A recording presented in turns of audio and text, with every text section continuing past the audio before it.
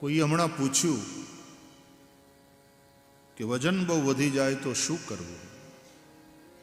आजकल ओबेसिटी एक बहुत बड़ा इश्यू है।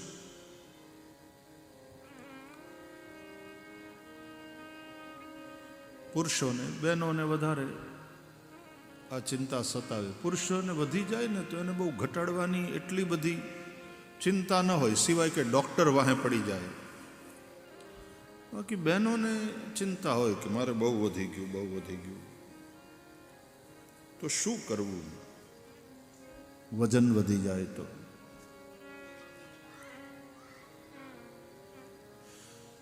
વજન જો તનનું વધે, શરીરનું વધે, તો વ્યાયામ કરવું. ડાયટિંગનું નહીં કહું. આજે છોકરીઓ દીકરીઓ ભૂખી મરે છે ખાવાનું હોવા છતાં. એના કરતાં ઘરનું કામ કરને બેટા. જે ખાય છે એ કેલેરીને તારે બર્ન કરવાની છે, એ કેલેરી વાપરવાની છે. ગામડામાં બહેનો ઘરનું બધું કામ કરે, ખેતરમાં કામ કરે. એ સમયે તો વહેલી સવારના, હવે ઘડિયાળના કાંટા કંઈ પાછળ નથી જવાના, પણ એ વખતે સવારના પોરમાં વહેલા ઉઠી ઘંટીએ દળતા હતા. કેટલી બાવડાને કસરત મળે. ઓરતા જાય, દળતા જાય, ગીત ગાતા જાય હવારના પોરમાં પ્રભાતિયા. પછી નદીએ પાણી ભરવા જાય, વાહિંદા વાળે, ગાય ભેંસ દોવે, રસોઈ કરે ને છાણા થાપે ને. હવે એવું બધું કરવાનું કાંઈ તમે કરોય નહીં ને હું કહું પણ નહીં.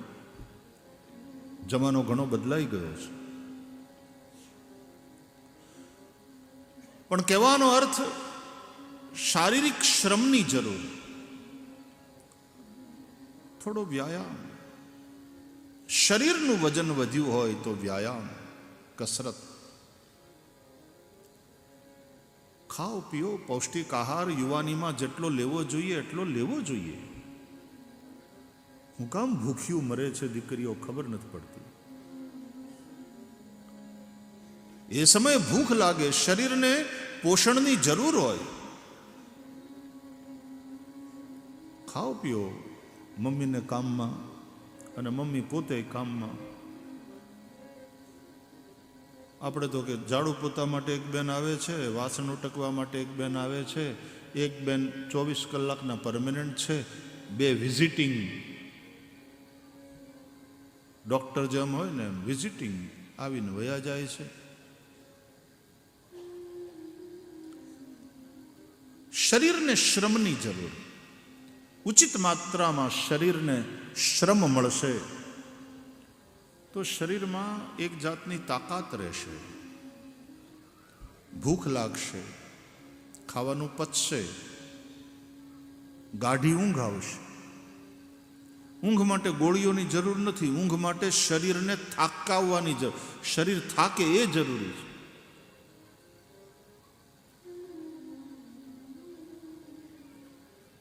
તો શરીરનું વજન વધે, તનનું વજન વધે તો વ્યાયામ, કસરત. મનનું વજન વધે, મન ચિંતામાં હોય, મન સ્ટ્રેસફુલ હોય તો ધ્યાન.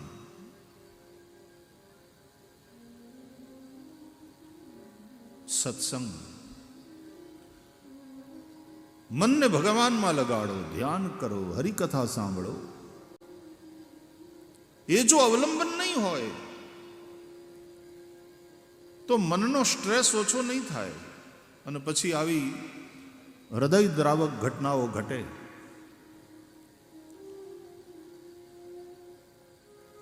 આત્મહત્યા ઈશ્વર પ્રત્યેના અવિશ્વાસનું પરિણામ છે.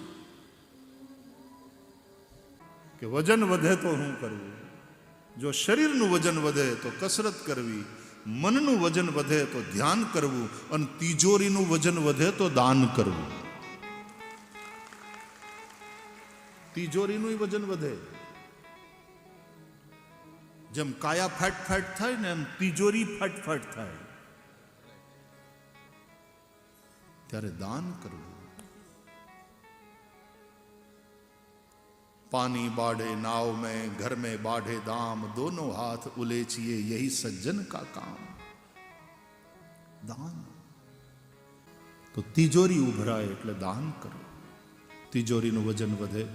અને ભગવાન કરે, હું તો વ્યાસપીઠથી તમારા બધાય માટે હું ભગવાનને પ્રાર્થના કરું અને તમને બધાને કહું, ભગવાન તમારી તિજોરીને ફાટ કરે.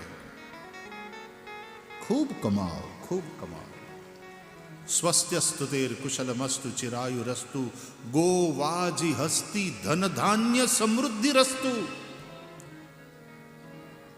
ગરીબ રો એમ કોણે કીધું? ગરીબી સે પ્રેમ મત કરો, ગરીબો સે પ્રેમ કરો. गरीबी से नहीं, तुम गृहस्थ हो, गरीबी से नहीं, गरीबों से. સુદામા પાસે કાંઈ નહોતું પણ ગૃહસ્થ હતો. ગયો દ્વારકાધીશ પાસે,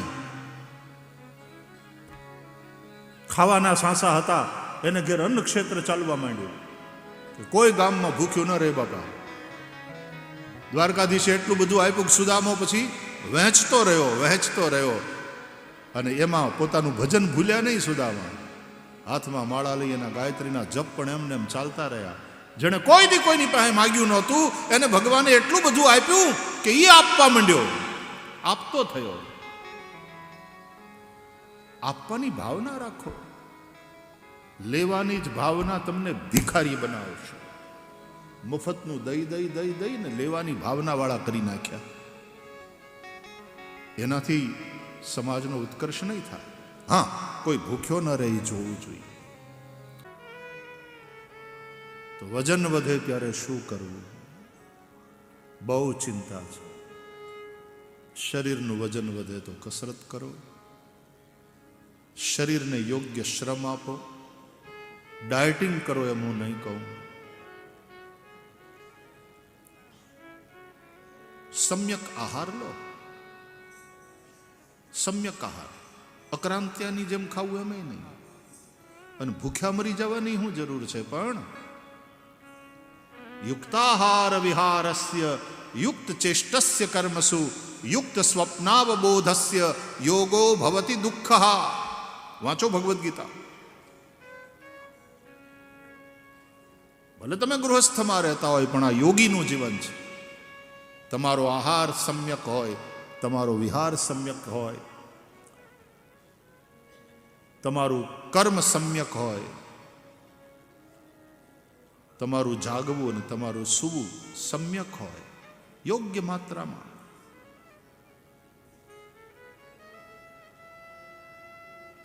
તો તમે યોગી છો. યોગ એટલે એક સંતુલન. યોગ એટલે અતિઓનું નિવારણ.